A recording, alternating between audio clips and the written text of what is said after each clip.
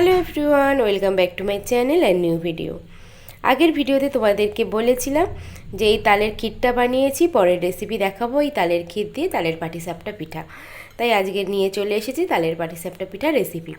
দেখতেই পাচ্ছ ক্ষীরটা তো আগে থেকেই বানানো আছে। নিয়েছি ময়দা, চালের গুঁড়ি আর তালের পাল্প। তাহলে চলো মেন রেসিপিতে যাওয়া যাক।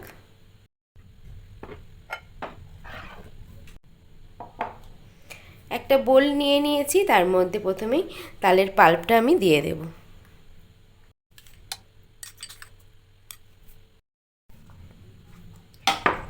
দিয়ে দেব মেজারমেন্ট কাপের 1 কাপ পরিমাণ চালের গুঁড়ি।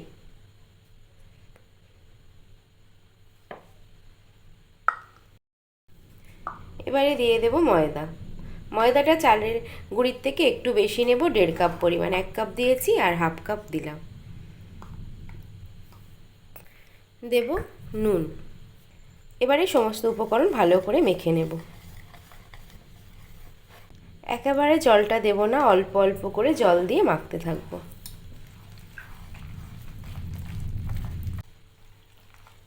তোমরা চাইলে জলের পরিবর্তে লিকুইড দুধও ব্যবহার করতে পারো।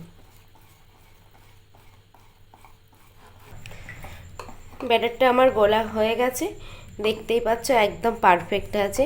কিন্তু সঙ্গে সঙ্গে তো পিঠাগুলো করা যাবে না, 10 মিনিট এইভাবে রেখে দেব, তারপরে পিঠাগুলো বানিয়ে নেব। 10 মিনিট হয়ে গেছে, ব্যাটারটা আমার একদম সেট হয়ে গেছে। এবারে গ্যাসের মধ্যে একটা ফ্রাইং প্যান বসিয়ে দিয়েছি। ফ্রাইং প্যানের মধ্যে দিয়ে দেব খুব অল্প তেল, জাস্ট 2 থেকে 3 ফোঁটা। একটা চামচের মাথায় গাজর গেঁথে নিয়েছি।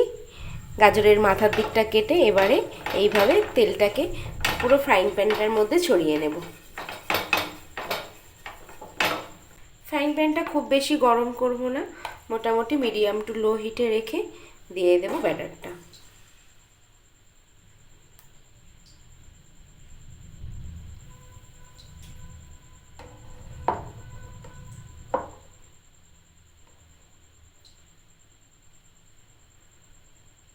ব্যাটারটা ফ্রাইং প্যানের মধ্যে ছড়িয়ে নিয়েছি, এইভাবে একটু কুক করে নেব। এবারে ওপর থেকে তালের ক্ষীরটা আমি দিয়ে দেব।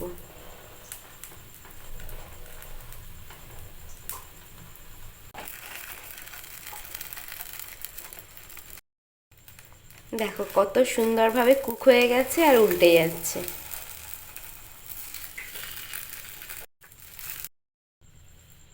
দেখো কত সুন্দর হয়েছে।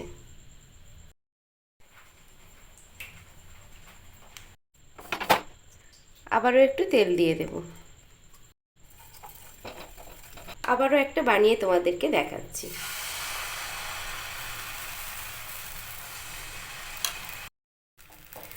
তোমরা চাইলে হাতা দিয়ে যদি না করতে চাও, ফ্রাইং প্যানটাকে এইভাবে ঘুরিয়ে ঘুরিয়ে করতে পারো, এতেও খুব সুন্দরভাবে হয়ে যায়।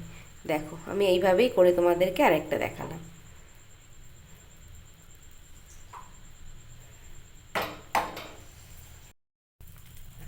এক মিনিট হয়ে গেছে, এবারে পুরটা ওপর থেকে দিয়ে দেব।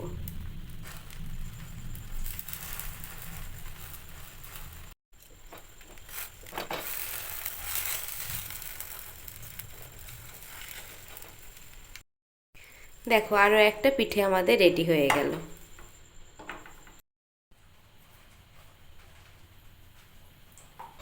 তাহলে একইভাবে বাকি পিঠেগুলো আমি বানিয়ে নিয়ে ফিরে আসছি।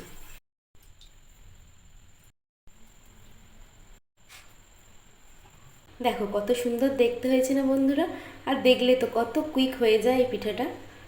ঘরে মাত্র 2টো উপকরণ থাকলে আর তাল থাকলেই হয়ে যায়। আর এই ক্ষীরটা তোমরা না দিয়ে নারকেলের পুরও দিতে পারো, সেটাও খুব সুন্দর খেতে হয়। ভিডিওটা তোমাদের কেমন লেগেছে অবশ্যই কমেন্ট করে জানাবে। আর ভালো লেগে থাকলে লাইক, শেয়ার, চ্যানেলটা সাবস্ক্রাইব করো, পাশে থেকে সাপোর্ট করো। তাহলে আজকের মতো টাটা, দেখা হবে আগামীকাল আবারও একটা রেসিপির সাথে।